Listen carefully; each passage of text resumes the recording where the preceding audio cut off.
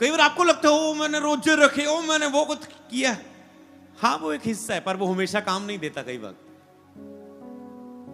पर जब आप कहते प्रभु दया कर दे, जब आप जाने से पहले कहते दया करना दया करना दया करना, एग्जाम देने जा रही हूं, टेस्ट देने जा रही हूं, इंटरव्यू जा रहा हूं, दया करना दया करना दया करना। जब आप कह रहे प्रभु दया करना, पूरी दया से, आप दया से केवल इंप्रेस नहीं कर रहे हैं प्रभु को, आप रियल, आप अंदर से। कई बार आप कोशिश कर रहे हो, आपको लगता है ऐसी आराधना करूं, ऐसे शब्द बोलूं, शायद प्रभु खुश होकर दया कर देगा। नो, लेकिन मनुष्य तो बाहरी रूप को देखता है, बाहरी शब्दों को सुनता है। यहोवा हृदय की गहराइयों को जांच लेता है, परख लेता है तेरे मन में क्या है। जब उसकी दया के लिए तेरा मन टूटा हुआ नहीं, टोटल पिसा हुआ नहीं, तब तक वो नहीं होता है। याद है मैंने बताया था कि एक दिन मैं सबके लिए प्रेयर कर रहा हूं और पवित्र आत्मा का स्पर्श लोगों को सबको मिल रहा है। एक व्यक्ति पर हाथ रखा, उसे स्पर्श नहीं आ रहा है, उसे उस पर स्पर्श नहीं हो रहा है पवित्र आत्मा का। तो मैंने कहा ये क्यों? तो मैंने पवित्र आत्मा से पूछा, अचानक से मैंने प्रेयर चलती चलती मन में पूछ लिया कि पवित्र आत्मा ऐसे क्यों? पवित्र आत्मा ने कहा इसे बोल, कि ये अपने मुंह से कहे पवित्र आत्मा प्लीज प्रभु मुझ पे दया कर, पवित्र आत्मा प्लीज मुझे स्पर्श कर, परमेश्वर कृपया मुझ पे दया कर और मुझे अपनी आत्मा से भर। पहले वो व्यक्ति ऐसे खड़ा था, मैं हाथ रख रहा था, वो ऐसे खड़ा है नॉर्मल। तो मैंने देखा, तो मैंने उसे बोला कान में, ऐसे पूरे भूख के साथ कहे प्रभु यीशु मुझ पे दया कर, मुझे अपनी आत्मा से भर, मुझे स्पर्श कर, मैं भी चाहता हूं मुझे स्पर्श कर। और वो ऐसे खड़ा था पहले, वो लग गया, वो पूरा सीरियस हो गया। जैसे ही उसके अंदर से ये चीज निकला, प्लीज दया कर मुझे भर, मैंने हल्का सा हाथ लगा, टच ढम करके गिर गया वो पवित्र आत्मा से भर। इसके पीछे क्या रीजन था? क्या परमेश्वर के सब कुछ अपने आप हुआ? नो, कुछ उसके बीच में दिया गया। इसी तरह आज का वचन सुन के आप विश्वास करें और प्रभु की दया निरंतर मांगना शुरू करें। लिखा है एक अन्यायी व्यक्ति ने, जो ना तो परमेश्वर से डरता है ना मनुष्य से डरता था, कुछ नहीं मानता था, डर नहीं रखता। अमीर व्यक्ति, विधवा आके उसको कह रही मेरी हेल्प कर दे, मेरी हेल्प कर दे, तू अमीर व्यक्ति, मैं तेरी दुहाई देती हूं, मेरे पास घर में कोई कमाने वाला नहीं, मेरा एक मसला हल कर दे, मेरी मुसीबत का हल कर दे। और उसकी वो बात पर ध्यान नहीं दे रहा, उस पर कोई दया नहीं कर रहा है। कठोर व्यक्ति, कोई दया नहीं कर रहा है। पर उसने, वो बार बार आके उसे तंग कर रही है, उसने गुस्से में आ कहता है मैं ऐसा हूं, ये बार बार आके मेरे नाक में दम कर रही है। उसने उससे पीछा छुड़ाने के लिए उसकी हेल्प कर दी। समझ पा रहे हैं? परमेश्वर कहता है मैं तो तुम्हारा भला पिता हूं, दयालु पिता हूं, जो दिन रात मेरी दुहाई देंगे, दया कर दया कर दया कर, मैं उनकी प्रार्थना क्यों ना सुनूंगा। हालेलुया। समझ पाए? इसमें भी कौन सा वचन है? दिन रात दया कर दया कर दया कर दया कर दया कर। उसने तो तंग आके, परमेश्वर ऐसा नहीं चाहता कि वो तंग है। परमेश्वर बार बार क्यों दया मांगने के लिए कहता है? क्योंकि जब तक आपकी दया मांगना आत्मा से नहीं निकलता, वो शब्दों की दया पर नहीं करता दया।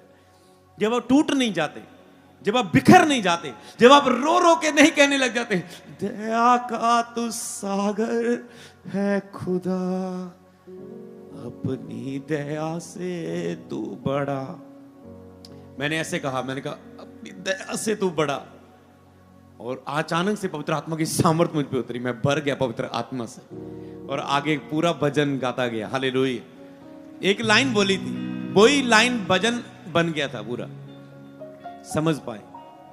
जब आप पूरा ऐसे करते, जब हन्ना ने प्रार्थना की कि प्रभु अगर तू बच्चा दे, मैं तंग आ चुकी हूँ, दुखी हो चुकी, मेरी सोच मुझे चढ़ा रही, मैं प्रभु खाली हो चुकी, बच्चे के बिना मेरी लाइफ क्या है प्रभु। हे प्रभु, हे प्रभु, अब मैं कहती हूँ तू मुझे बच्चा देगा ना तो मैं तेरे भवन में दे दूंगी, तेरी सेवा के लिए दे दूंगी, वो तेरा नबी होगा, तेरे भवन में रहेगा, तेरे दास के साथ रहेगा। प्रभु कृपया मुझे बच्चा दे। जब उसके अंदर से बात निकली, यहोवा ने उसकी सुन ली और उसको दे दिया। हालेलुया।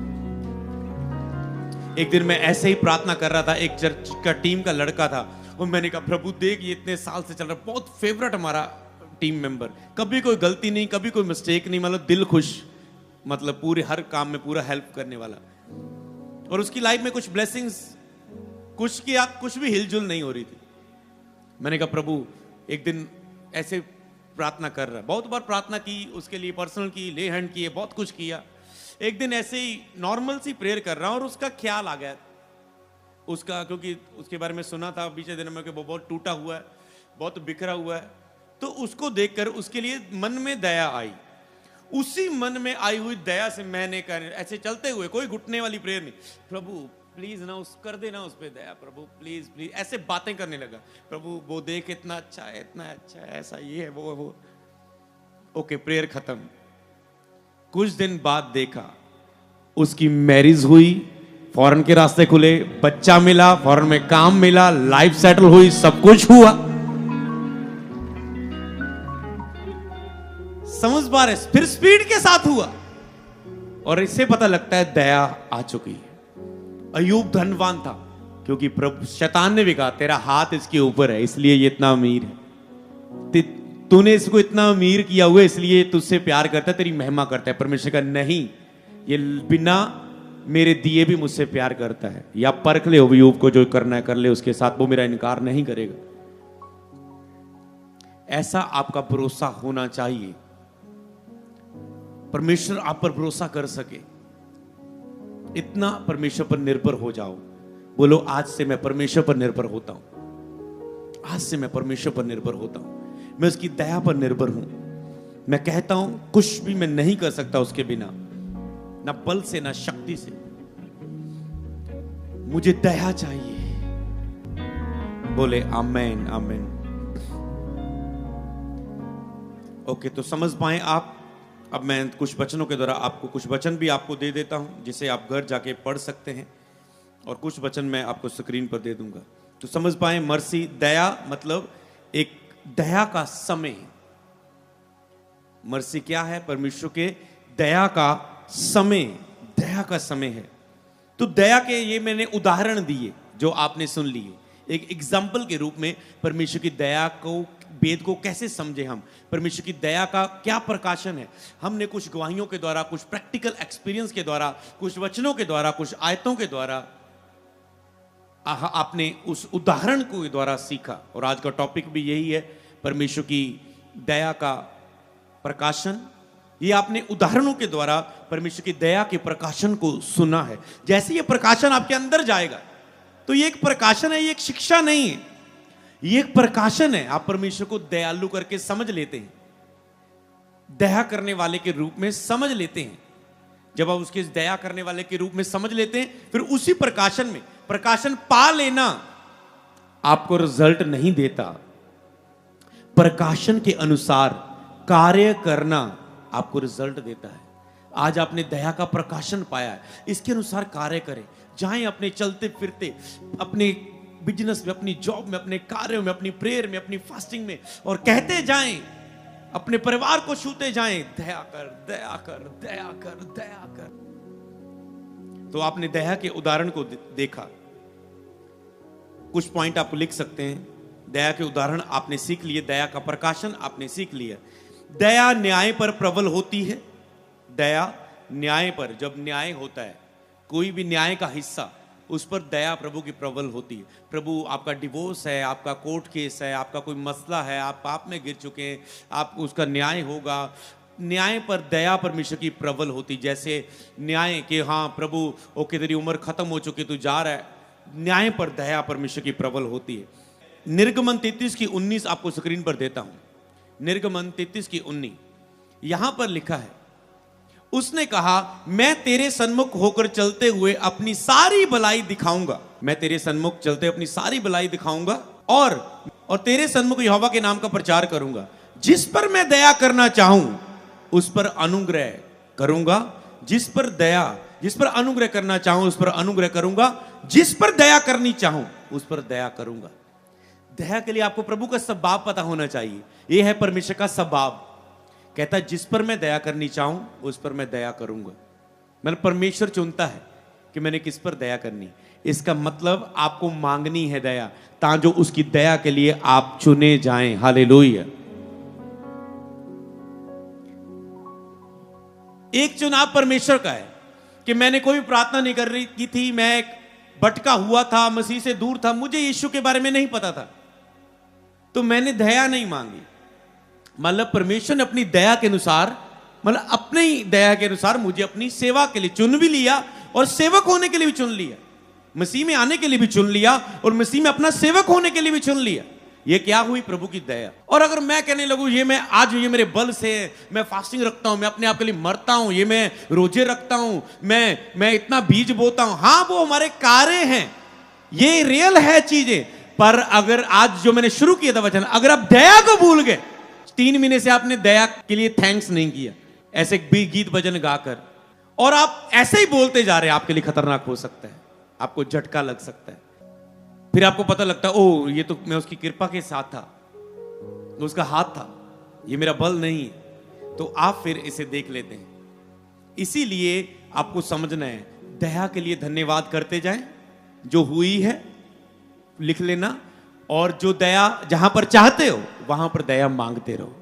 जहां पर हुई है हमेशा कहते जाओ, तेरे अनुग्रह से मेरा उद्धार हुआ, तेरे अनुग्रह से मेरा उद्धार हुआ, तेरा अनुग्रह हुआ तो मैं मसीह में आ गया। हमेशा यही, आप ये ना कहें और आप मसीह में आके ये कहते रहे, मसीह में 3 साल हो गए, मसीह में 4 साल हो गए, मसीह में 5 साल हो गए, मेरी लाइफ में कुछ नहीं हुआ, कुछ दया नहीं हुई, कुछ दया नहीं हुई। अपने आप से पूछो 3 साल में कितना आपने ये धन्यवाद किया, प्रभु तेरे अनुग्रह के अनुसार, तेरी दया के अनुसार मेरे सारे पाप मिटाए गए, मेरा उद्धार हुआ, मैंने तुझे जाना, तेरा thanks, thank you Jesus, thank you Jesus तेरी दया के लिए। जो जहां दया हो चुकी वहां थैंक्स करना शुरू करो। यहां दया नहीं भी है वहां भी आप दया को देखोगे यीशु के नाम में। हालेलुया। समझ पाए? थैंक्स करना शुरू करें। यहां दया हुई। पौलुस ने कहा मैं जो कुछ भी हूं प्रभु के अनुग्रह से हूं, पर एक जगह उसने ये भी बोला, मैं सबसे ज्यादा अन्य भाषा बोलता हूं, मैं अपने आप को मारता कूटता हूं, जैसे मैं मसीह की चाल चला तुम भी मेरी सी चाल चलो। और ऐसे बहुत से वचन, 12-13 ऐसे बहुत से वचन हैं। आप लेंगे पौलुस तो घमंडी लग रहा है, मैं करता जा रहा है, मैं। वो मैं करने से पहले ये कह रहा है कि प्रभु मैं जो कुछ भी हूं तेरे अनुग्रह से हूं आज। समझ पाए? पर उसने इसके साथ ये भी जोड़ा, मैंने सबसे बढ़कर परिश्रम भी किया। पहले वो कहता है मैं जो कुछ भी हूं तेरे अनुग्रह से हूं, प्रभु तेरा धन्यवाद धन्यवाद धन्यवाद। आगे चल के कह रहा है पर मैंने सबसे बढ़कर परिश्रम भी किया। आपको लग रहा है अभी घमंडी हो गया, ये घमंडी हो गया। और फिर उसने तीसरी बार में क्या कहा, पर जो मैंने परिश्रम भी किया उसका बल, उसकी ताकत भी, उस रोजों की अपने आप के लिए मरने की ताकत भी उसकी दया से मुझे मिली। उसने कहा हालेलुया। कवर कर दिया उसने। अगर वो यहां रुका रहता, मैं सबसे ज्यादा अन्य भाषा बोलता हूं, मैं सबसे ज्यादा बोलता हूं, मैं सबसे ज्यादा मारता कूटता हूं, बस में करता हूं अपने आप को, अगर वो साथ में ना बोलता तो ऐसा करने की शक्ति भी मुझे परमेश्वर देता है। कई बार लोग दया के लिए थैंक्स करना भूल जाते हैं। समझ पाए? अगर ये वचन आपके अंदर चला गया और आपके अंदर ये प्रकाशन चला गया, तो जब मैं एक हल्का सा भी ले हैंड आप पर करूं, याद रखो आज मेरा ले हैंड आपको नहीं दे रहा है, वो मेरा एक जिम्मेवारी है कि मैं आपको बुलाया है और मैंने आप पर ले हैंड करना है। वो आपका फेथ था कि मैं ले हैंड लूंगा और प्रभु मेरे साथ करेगा। पर प्रभु अपना फेथ दिखाना चाहता है। प्रभु कहता है मेरा ये विश्वास है, परमेश्वर कहता है अगर ये मेरी दया के वचन पर आज विश्वास करे तो मेरी ये अपरंपार दया देखेंगे। हालेलुया। तो मेरी अद्भुत दया को देखेंगे अगर मेरे वचन के प्रकाशन को अपनाएंगे, सुनेंगे और उसमें चलेंगे। हालेलुया। मैं जिस पर दया करनी चाहूं उस पर दया करूंगा। पौलुस ने तो ही कहा मैं जो कुछ हूं प्रभु के अनुग्रह से हूं। अगर मैंने इतनी पत्रियां लिखी तो प्रभु का अनुग्रह जो मुझ पे हुआ। लिखे जब हम पापी ही थे तो मसीह हमारे लिए मरा, परमेश्वर की दया हम पर हुई। हम तो सब भेड़ों के समान भटके हुए थे। लिखा है परमेश्वर ने अपनी बड़ी कृपा दिखाई। अगर हम इसे उत्पत्ति 19 को पढ़ें, यहां पर लिखा है परमेश्वर ने अपनी बड़ी कृपा दिखाई। देख तेरे दास पर तेरा अनुग्रह की दृष्टि हुई और तूने उस पर बड़ी कृपा दिखाई। आपको बड़ी दया मांगनी। एक दिन प्रभु के अनॉइंटेड अभिषेक प्रभु के दास को प्रभु ने बोला, जब उसे अभिषेक उसकी लाइफ में आया नहीं था, वो प्रभु की उपस्थिति के साथ रहने लगा बहुत समय। और एक दिन प्रभु ने बात की, उसने कहा मेरी कृपा, मेरी दया, मेरा अनुग्रह तुझ पर बहुतायत से है। उसका नाम लेके बोला मेरा अनुग्रह आज से, मेरी कृपा तुझ पर बहुतायत से है, बहुत ज्यादा है। और जब वो उपयोग होने लगा, सारे वर्ल्ड ने देखी उस प्रभु के दास पर परमेश्वर की कृपा बहुतायत से थी। हालेलुया। तो जो इतने सालों बाद उसकी लाइफ में हुआ, वर्ल्ड मिनिस्ट्री की पूरे वर्ल्ड में, तो उसके पीछे क्या था? प्रभु ने एक कितने साल पहले बोला था, मेरी एक शब्द आया बस, प्रभु के साथ रिश्ता बनाने के कारण, रोज उसकी हुजूरी में रहने के कारण, मेरा अनुग्रह तुझ पर बहुतायत से है बेटे, मेरा अनुग्रह तुझ पर बहुतायत से है। कि आज आप भी इस शब्द के लिए भूखे और प्यासे हो जाएंगे कि प्रभु आपके लिए भी कहे, मेरा अनुग्रह तुझ पर बहुतायत से बेटी, आज से तू देखेगा मेरी महिमा को। हालेलुया। ये है बड़ी दया। लिखा वो और भी अनुग्रह देता है। बहुतायत का अनुग्रह बाइबल में बोला गया। अनुग्रह अकेला शब्द नहीं, बहुतायत का अनुग्रह, बहुतायत की दया, बहुतायत की दया आपके जीवन के लिए वो उंडेलना चाहता है। मतलब थोड़ी थोड़ी नहीं, किस किस हिस्से में नहीं। जब आप कहते हैं आप बहुत सी हिस्सों में आप ब्लेस हैं, आप एक मनुष्य को देखते हैं, आप कहते हैं सब दिशाओं में ये व्यक्ति ब्लेस है, ये मैरिज में ब्लेस है, ये बच्चों में ब्लेस है, ये हेल्थ में ब्लेस है, ये पैसे में ब्लेस है, ये मिनिस्ट्री में ब्लेस है, ये व्यक्ति गाने में ब्लेस है, बजाने में। जब आप किसी को देख, आप कहते हैं इसका मतलब बहुतायत का अनुग्रह उस व्यक्ति पर, किसी किसी हिस्से पर नहीं, उसके बहुत सारे हिस्सों पर, जिस जिस पर वो हाथ लगा रहा है। जैसे यूसुफ यहां जहां जा रहा है, परमेश्वर उससे ऊंचा कर रहा है। वो जेल में है तो जेल का लीडर बन गया, वो अगली जेल में वहां का लीडर बन गया। वो राजा के साथ है तो राजा के सबसे नीचे, राजा कहता है सारी मेरी संपत्ति, सारा राज्य तेरे अधिकार में। मेरी पत्नी को कहता है छोड़, सारी चीजों पर तेरा अधिकार। सीधा एक शब्द बोल दिया। अरे कितना अथॉरिटी! क्योंकि जहां भी वो जाता था ऊंचा होता था। क्यों? क्योंकि परमेश्वर की दया यूसुफ पर थी। हालेलुया। वही दया को आप पाएंगे, रिसीव करेंगे और उसे आप अपनी लाइफ में ग्रहण करेंगे। रोमियो 11:32 और याकूब 5:1, इसे मैं एक साथ पढ़ दूंगा। क्योंकि परमेश्वर ने सबको आज्ञा उल्लंघन का बंदी बनाकर रखा ताकि वह सब पर दया करे। ओके, मतलब एक योजना थी, हम शॉर्ट में पढ़े, मतलब परमेश्वर की योजना रखी ताकि वो सब पर दया कर सके। आज भी परमेश्वर आपको एक योजना पर रख के नीचे रखता है कि आप पर दया कर सके।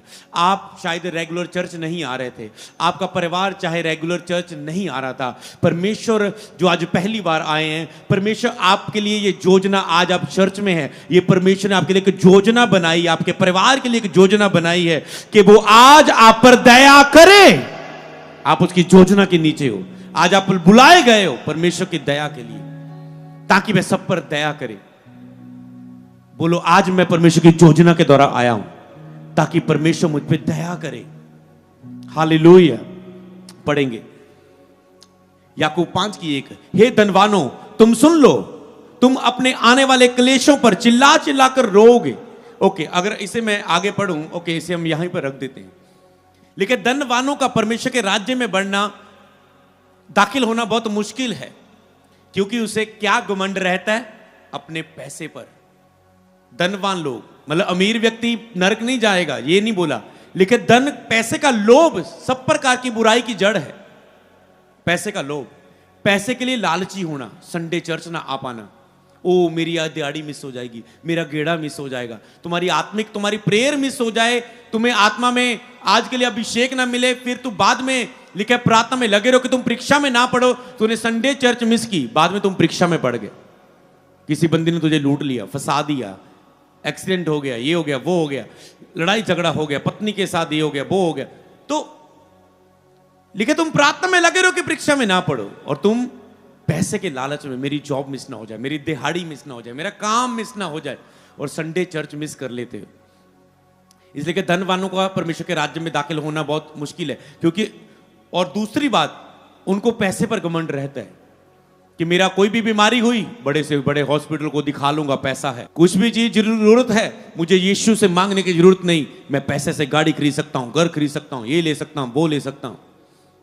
तो धनवान परमेश्वर का राज्य में दाखिल होना बहुत मुश्किल है, क्योंकि उनका घमंड, वो परमेश्वर की दया पर निर्भर नहीं रहते, वो परमेश्वर की दया पर निर्भर नहीं रहते, और वो घमंडी हो जाते हैं।